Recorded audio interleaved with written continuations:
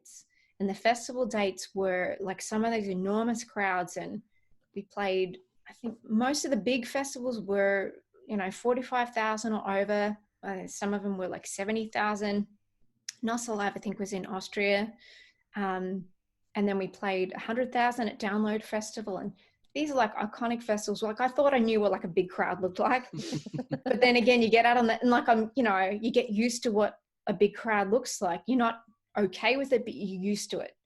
But then you see a crowd like that where it's literally an ocean of people and you're like, and it's got its own sound. Like it comes with its own soundtrack of just like, it's just this white noise of sound. And the big nugget of my life happened at that dinner. And she said, no, you were really good. Like you managed us. You made sure we were all messaged up, so to speak. We had our marching orders, but this is where your light really came on today. I really saw it. And at that point in our trajectory, we had raised over $100 million for charity in the last 4 or 5 years that I was with Winona. It's Dan Lang, one of the most famous throwers coach in US.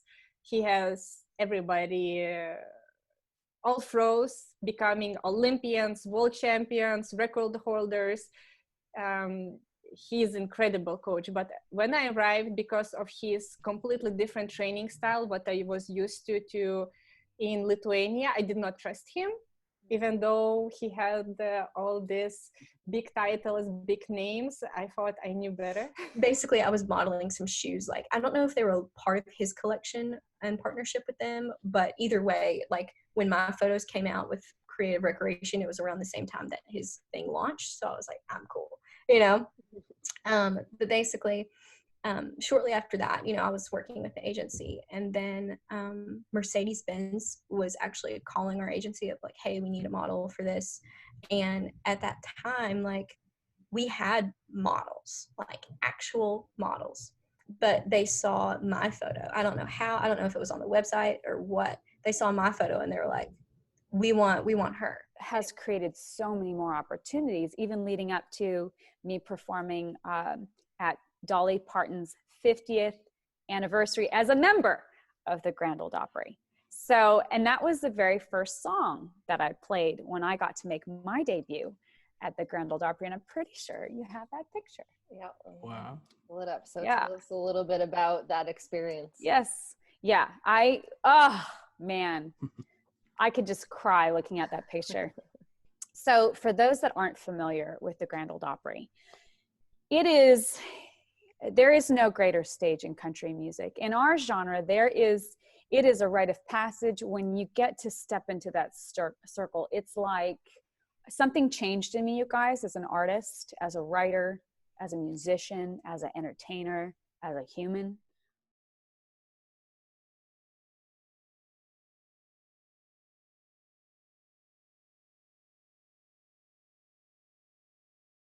Yeah. So in that time, Rodney started getting some gigs. They were trying to promote this new single. Mm-hmm. It was basically him and I. There was no band.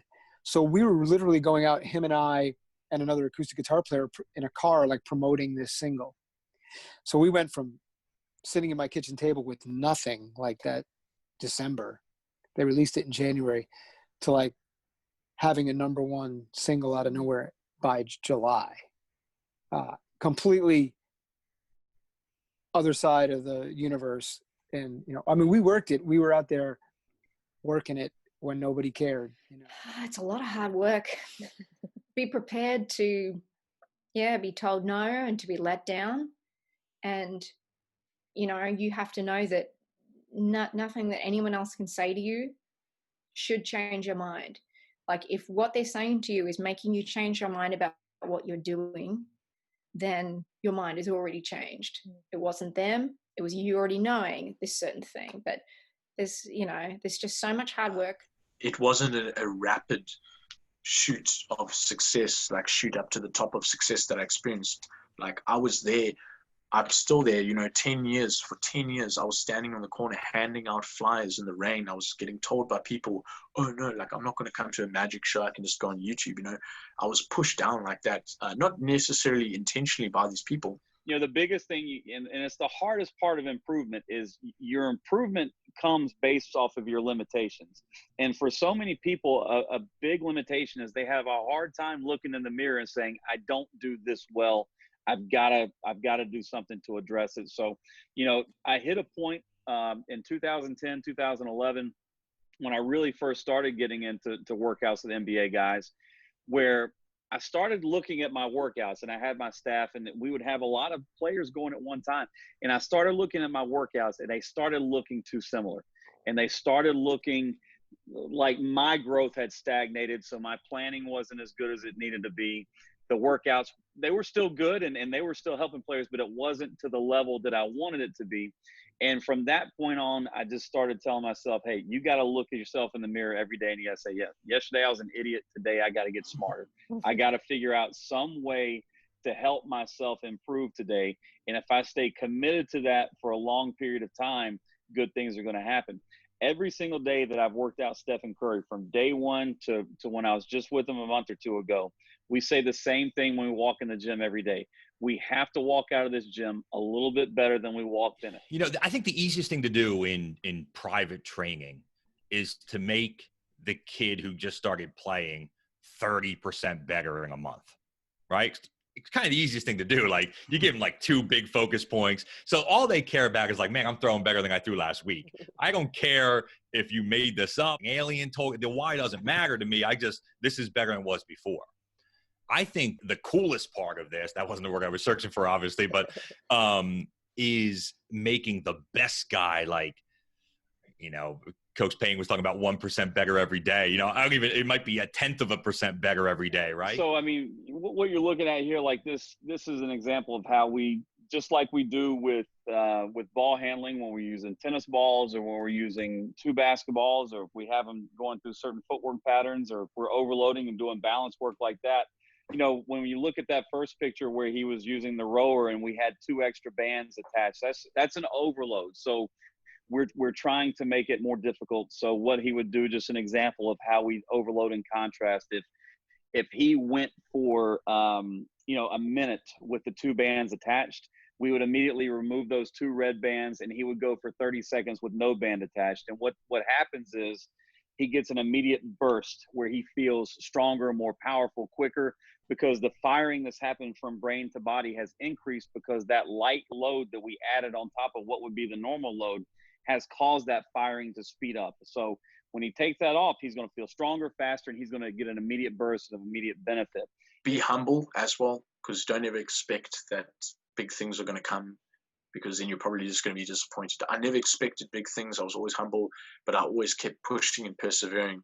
And I think if you do that in any regard, whether you want to become a lawyer, a doctor, or even a magician, if you go ahead and actually push and just keep pushing, keep practicing, you know, eventually something's got to give. You know, something will happen eventually. Something good will come from it if you just keep pushing.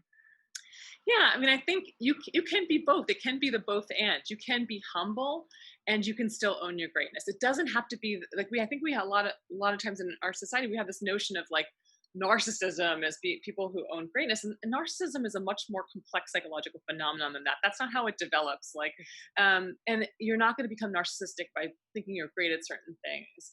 And to being able to own that. It's also at the same time very important to be able to own the things you're growing at. I'm still struggling. I'm still growing. I don't hide that. I'm always talking about the ways in which I actively struggle, or like, you know, because I think it's important. You can be both. You can own greatness and struggle, you know, and still have a ton of things you're working on. Like, how many other people have been told you're to this, or you're to that, or you're done, or there's no place for you? Imagine all of the delicious, incredible creativity that got stifled because someone said, you're not, or you're this. And so one of my goals with my life purpose is to really just break all that open. I think, you know, what we find is like first gen women, people of color, face like the double bind kind of like, or the double kind of like threat of it. So you've experienced it internally, and then you experience it externally, where people are like, you don't belong here. whether it's because you don't fit in some way, or you don't have the knowledge of the institution or how to travel the institution, which is, it's cultural knowledge. Some of it is not just like follow the curriculum. There's some parts of it that are cultural, that are hidden, that are not sort of clearly explained. And so like it is really hard for you to sometimes face both of these things. What the literature says and what we know is that it's so important to find similar people on that domain. So find other first gen students who struggled, sometimes more like far advanced, like a little bit more advanced than you, so because they've learned things and they know sort of resources. But it is helpful because in essence, when you experience things that feel unique to that identity, that other people are like, that's not what's really happening here. They're kind of like what we, kind of like gaslighting you and being like, no, that's not what's really happening. I think you're just insecure or whatever. Somebody will say, yes, that's what's happening. So they're like, we got to get you a record deal. And that's about the time that Sony stepped in and was my first record deal. But that wasn't, I'd been pitched to record labels like throughout that time. Gosh, I don't know. I've been turned down, just to throw the number out, I've been turned down by every record label in Nashville 5+ times. And he said, Gary, there's 4 keys to success. Show up, pay attention, ask questions, and never quit. I think never underestimate someone who's determined. Sage advice. Yes, absolutely. Yeah. I mean, never underestimate someone who refuses to quit and someone who's determined. And for me, I faced a lot of difficult challenges, but I refuse to quit.